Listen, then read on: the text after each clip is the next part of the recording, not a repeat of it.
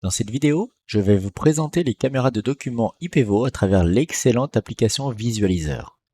IPEVO est une marque taïwanaise qui conçoit et fabrique des caméras de documents pour le monde de l'éducation ou des présentations diverses, ainsi que des produits pour le monde de la visioconférence.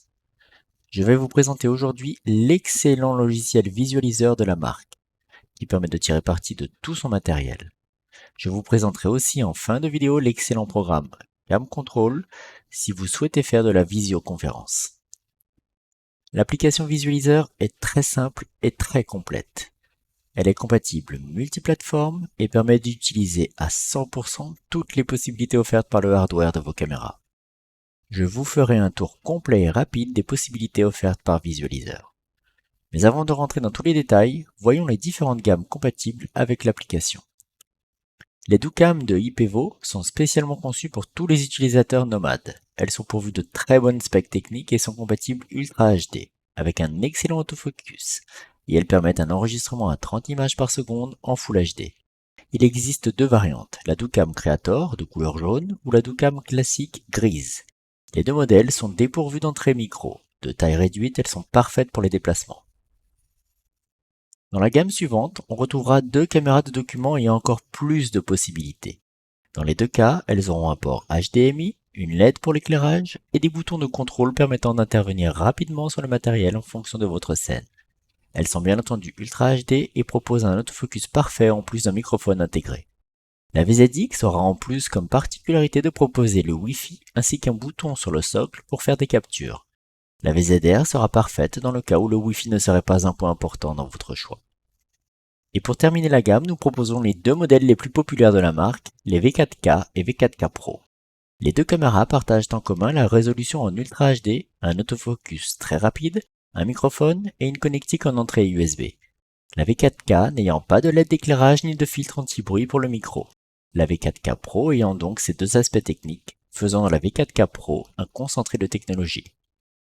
À présent que nous avons fait un tour des gammes, vous pouvez avoir une vision plus claire des modèles disponibles.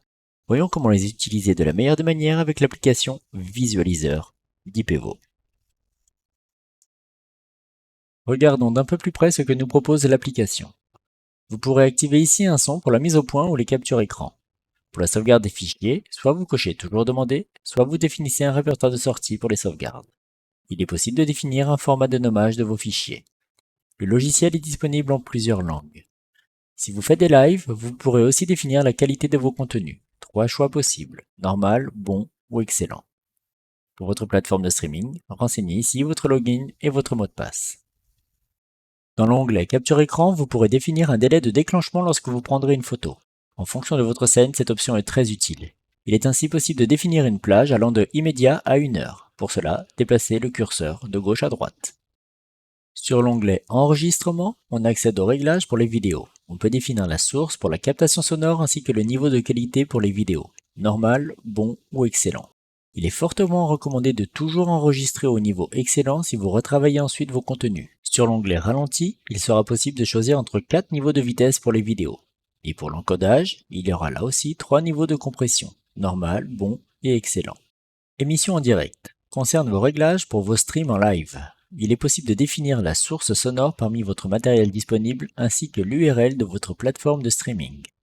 L'onglet Accéléré permet d'enregistrer en mode rapide ou timelapse. Vous pouvez définir de 1 seconde à 1 heure entre les prises de vue. Pour un rendu vidéo encore une fois sur 3 niveaux de qualité. iDock Cam pour l'accès aux réglages de l'application si vous l'avez installé sur votre smartphone. À propos d'eux, on y voit ici la version du logiciel en cours d'utilisation. Visualizer étant en 3.3 dans la version actuelle. Cliquons à présent sur cette icône afin d'accéder au menu des caméras disponibles. Dans Sélectionner caméra, on pourra définir le modèle avec lequel on va travailler. On y voit ici différents réglages en fonction du modèle. Résolution permet de définir la résolution de captation de votre caméra. Vous pouvez régler l'exposition de votre caméra ici, ainsi que la balance des blancs, très froid à gauche, très chaud à droite. Bébé verrou permet de remettre les paramètres de base.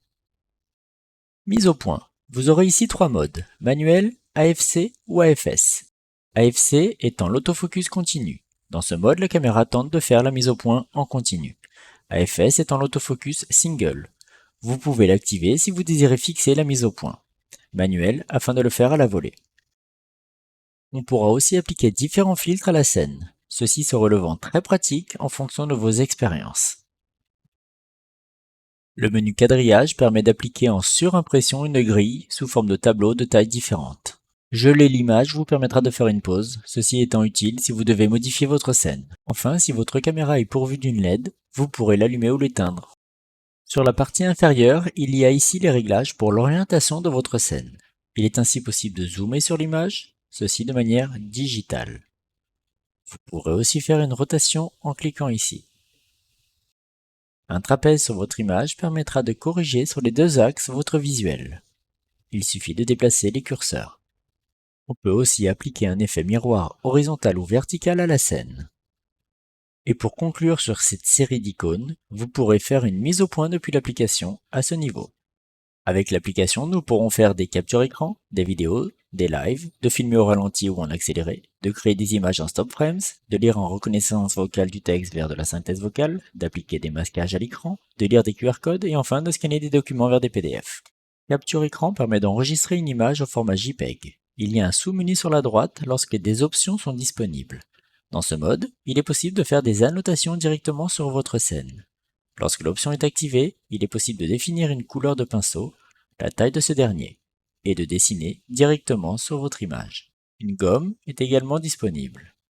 Là aussi, la taille sera définie par vos soins, et si vous souhaitez tout effacer, il suffira de cliquer sur « Effacer tout ». Pour prendre une photo, il suffit de cliquer sur l'appareil photo. Enregistrer permet de créer des vidéos de votre scène, avec en option la possibilité d'activer ou pas le micro. Émission en direct afin de diffuser vers votre plateforme de streaming. Ralenti permet de créer des vidéos en ralenti comme son nom l'indique. Accéléré étant son opposé pour faire des vidéos en timelapse. Animation en volume. Ce mode est intéressant et il vous permettra de faire des vidéos en mode stop frame ou image par image si vous préférez. Vous pouvez définir un objet sur la scène, faire une capture, puis vous déplacez l'objet, vous refaites une capture. Vous verrez en surimpression l'emplacement de l'objet sur son image précédente. Ainsi, vous pourrez placer l'objet petit à petit et faire des photos intermédiaires, jusqu'à l'obtention de votre résultat. Une fois terminé, vous pourrez alors en générer une vidéo. Vous cliquerez sur le menu permettant d'exporter la vidéo en y choisissant le nombre d'images par seconde et le niveau d'encodage de la vidéo. Cliquez ensuite sur Exporter. Je vous superpose ici le résultat en vidéo. Texte en parole permet par reconnaissance de texte en OCR de convertir du texte vers de la voix. Le résultat sera ensuite exportable vers un fichier au format web. ECP est grossiste en matériel informatique avec plus de 25 ans d'expérience. Créée en 1995, la société est spécialisée dans l'importation et la distribution de matériel et accessoires informatiques. Comme vous l'entendez, le résultat est vraiment intéressant. Masquage. Cette fonction ajoute à votre scène une zone permettant de faire un focus sur une partie de l'image. Ceci se révèle très pratique pour isoler du texte, par exemple. Vous avez la possibilité d'augmenter, ou bien entendu de réduire, la hauteur du masque. Et pour terminer, vous aurez la possibilité de scanner vos documents et d'en faire des photos ou des PDF. Idéal pour scanner des contrats, des pages de livres ou d'albums, ou des pochettes de disques, par exemple. Il suffit de placer votre document sous l'objectif et de définir une zone, et puis de cliquer sur PDF si vous souhaitez un PDF réunissant tous vos scans. Placez votre première page, faites une photo, placez la page suivante, et ainsi de suite. Une fois terminé, vous pouvez recliquer sur PDF afin de générer votre fichier. Vous voyez comme il est très simple de pouvoir scanner vos documents et de faire des PDF très facilement depuis l'application. Résumons rapidement l'interface de visualiseur. Il y a donc 4 zones principales. Les icônes pour les réglages généraux tout en haut. Légèrement en dessous les réglages sur votre matériel. Les ajustements visuels sur votre scène en bas à gauche. Enfin au milieu en bas, le choix de votre mode d'utilisation. N'oubliez pas un point important dans les réglages principaux. Je vous conseille de choisir un répertoire de sortie pour vos fichiers de sorte que vos photos, vidéos ou PDF iront s'enregistrer à cet endroit systématiquement. Petit rappel important. Pour vos vidéos live, vos identifiants login et mot de passe seront saisis dans Général, alors que votre URL pour streamer dans l'onglet Émission en direct.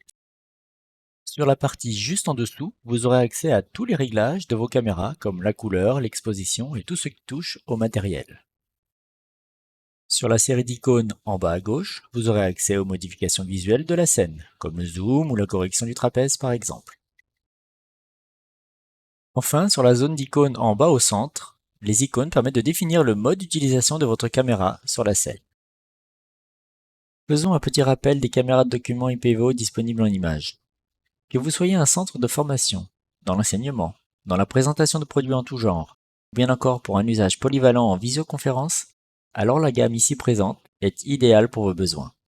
Je vous ai parlé en début de vidéo de l'application Cam Control de IPEVO.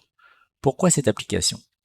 Tout simplement parce que vous pouvez aussi utiliser votre caméra pour faire de la visioconférence. Que cela soit pour Skype, Zoom, Teams ou toute autre application de visioconférence. L'application vous permet de contrôler votre caméra IPEVO très facilement afin d'obtenir les meilleurs réglages dans vos applications de visioconférence. Nous espérons que cette vidéo vous sera utile. N'hésitez pas à nous contacter pour plus de détails sur la gamme IPEVO. ECP étant distributeur de la gamme complète, nous serons ravis de vous satisfaire et de pouvoir répondre à vos besoins.